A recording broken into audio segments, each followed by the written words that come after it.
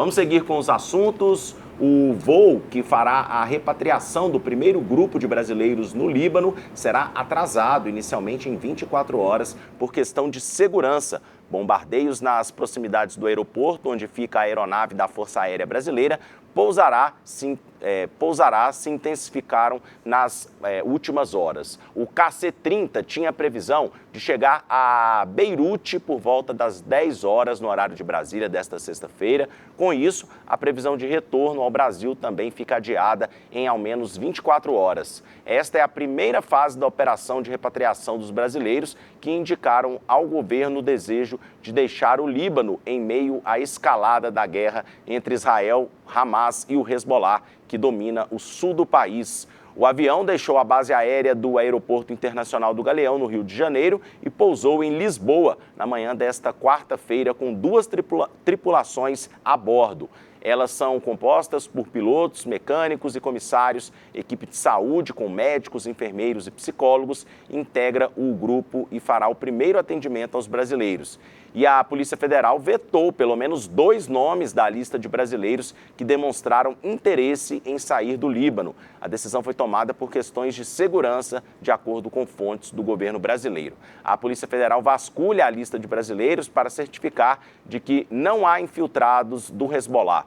Os agentes cruzam informações dos formulários preenchidos pelos próprios brasileiros com dados internacionais, com a lista da Interpol. Doutora Nara, então a gente tem aí 2 nomes, inclusive, barrados, mas que situação vivem esses brasileiros que estão no Líbano, em meio a toda a guerra que acontece lá, correndo o risco de morrer junto com os familiares? Olha, Rafael, eu fico muito consternada em relação a esse assunto, porque há meses a gente conversa sobre essa guerra injusta que Israel impõe sobre os outros territórios ao seu redor. É uma guerra colonial e ninguém gosta de ser colonizado, ainda mais quando a sua vida, a sua casa, os seus familiares eles são destruídos. E a gente está vendo isso há meses, ao vivo, assim, em tempo real. O que a população internacional, as autoridades internacionais e as populações dos países que se solidarizam com essa tragédia devem fazer é exigir de Israel um cessar-fogo imediato. É um absurdo. Eu espero que esses brasileiros retornem bem para cá, para o país, mas com certeza vivenciaram coisas horrorosas de guerra. Então, que bom que na equipe, na tripulação, tem psicólogos, médicos, né, porque poderão atender essas vítimas de uma forma mais humana. E, de fato, a gente tem que exigir que Israel cesse fogo imediatamente. Esse é um crime contra a humanidade. Essa ajuda que o governo federal, esse avião que está sendo encaminhado para repatriar os brasileiros que estão lá nessa situação horrível, Rafael, a gente gostaria nem de nunca passar por uma situação como essa, esses brasileiros que estão lá. E aí, na sua visão, o governo Lula foi rápido em trazer esses brasileiros de volta, demorou? Qual que é a sua visão sobre o comportamento do governo com relação a esses brasileiros que estão lá? Imagino eu que a nação ela cumpre o seu papel com os brasileiros, né? Uma vez que está garantindo a eles a possibilidade de voltarem a seu país, né? Ainda que seja feito com o nosso dinheiro, mas eu acho que quando se trata de vida, essa discussão ela se torna secundária e você passa aí realmente a ver uma utilidade prática, né? Eu só gostaria de fazer ressalvas à fala da doutora, quando ela, ao mencionar o evento bélico que está acontecendo, ela claramente responsabiliza Israel. O que eu acho interessante é que na fala dela eu não ouvi ela sequer mencionar o porquê do começo dessa guerra. É como se Israel, para quem está assistindo esse programa pela primeira vez e não acompanha as mídias internacionais, simplesmente tivesse resolvido começar uma guerra na região por não gostar dos seus adversários, quando o que aconteceu na verdade é justamente o inverso. Se você porventura não souber, meu caro telespectador, o Hamas, que foi o grupo terrorista, que tem inclusive poder político na região, eles controlam cidades ali, atuam como governo fossem, atacaram Israel, fizeram um ataque terrorista, onde nós já temos aí ao todo mais de 1.000 mortos israelenses, e pasmem, o motivo do ataque foi simplesmente uma questão existencial. Em outras palavras, antissemitismo. Os israelenses foram atacados por serem judeus. Só que isso não entra na discussão. Parece que há um recorte dos fatos, onde você simplesmente responsabiliza Israel quando este pune aqueles que os atacou. Doutora Nara? Olha, Eu acho que a gente tem que ter uma visão, colocar uma lente mais humana nesse caso, porque Israel vem tendo uma política há mais de 30 anos de submissão e de ocupação da faixa de Gaza, né, de todo o território palestino. Isso não aconteceu por conta desse episódio terrorista. E eu vou fazer uma comparação aqui com vocês, olha só. Porque quando a gente fala assim, terrorismo, Israel, sionismo, isso parece ser tão distante, então deixa eu tentar ilustrar com algo mais próximo. A gente tem aqui no Brasil instituições, organizações criminosas. Imagine se uma organização criminosa brasileira atacasse nossos vizinhos. Então, fosse lá e atacasse, matasse 1000 pessoas na Argentina. E a Argentina que tivesse, nessa suposição, um poderio bélico muito, muito grande, ocupasse o Brasil, submetesse o Brasil, aniquilasse a soberania brasileira por conta desse suposto ataque terrorista e ainda matasse grande parte da população. Quer dizer, isso é desproporcional. Internacionalmente, dentro das leis internacionais, se a gente for analisar, essa desproporcionalidade, ela não é correta.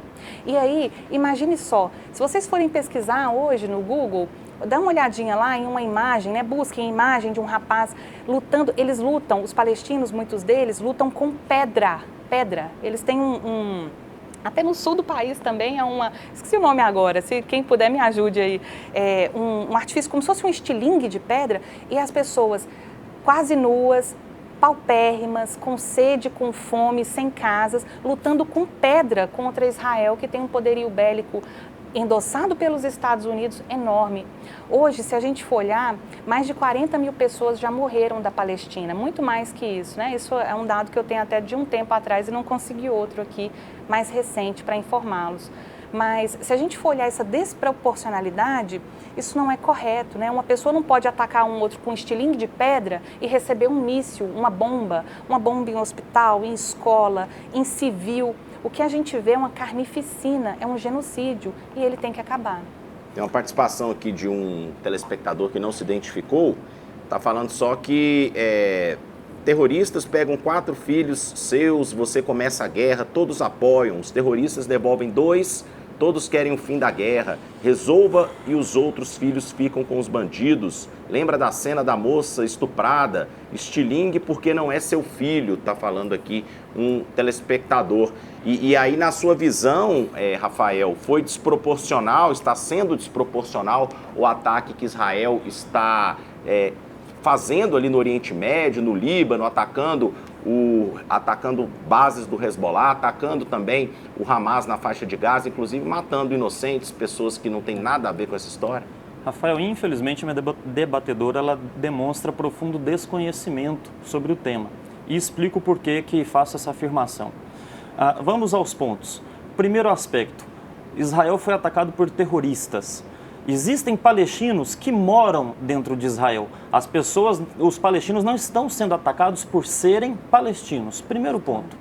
Segundo ponto, os ataques que Israel tem feito, na verdade, não têm sido ataques, têm sido punições. São ataques coordenados, ataques a facções criminosas. A doutora usou um bom exemplo, né? Quando ela coloca ali que um grupo ataca o outro e aí ela só se perdeu um pouco, a meu ver, quando ela usa o exemplo de a Argentina tomar o Brasil. Não é isso que está acontecendo. O que Israel está fazendo é ataques pontuais, onde o objetivo do ataque não é a população civil, são os integrantes. Israel hoje tem o maior e o melhor, até melhor do que o FBI, sistema de inteligência, tem demonstrado isso. Recentemente eles conseguiram explodir celulares de terroristas. É algo assim altamente tecnológico. Mas, voltando à temática, ela mencionou pedras, né? Pois é, eu gostaria de lembrar a ela que os ataques que Israel tem feito não estão sendo em cidades de civis, tampouco em hospitais. E quando foi, e há relatos disso, é porque havia nestes hospitais bases de terroristas no subterrâneo. Ou seja, eles utilizam escudos humanos para poder passar um ar de, se porventura me atacarem, estão causando um crime de guerra, quando na verdade não é bem assim a história. E por último, Rafael, quero só lembrar a doutora que, apesar dela mencionar pedras ou talvez estilingue, se eu tiver bem entendido, o sistema Iron Dome, que é talvez o melhor que eu já tenha visto ou noticiado no nosso passado recente, ele tem sido extremamente efetivo contra ataques de mísseis. Ou seja, nós não estamos falando de ataques de pedras, não. Israel está sendo atacado pelo norte, pelo sul e até pelo Irã, por grupos, por facções que estão agindo de forma coordenada. E quando esse país reage, ele é acusado. E eu fico, para finalizar minha fala, realmente consternado quando eu vejo novamente a doutora usar novamente a sua fala e ela sequer mencionar o que está acontecendo com Israel. Não houve um repúdio aos estupros, não houve um repúdio aos ataques, esse sim, aos civis de Israel, e ela só faz um recorte e apresenta como se Israel fosse o malvado da história. E isso não é verdade. São 8h29, nós precisamos ir para um rápido intervalo. Na sequência, a gente volta com mais assuntos para os debates aqui no Mundo em Sua Casa.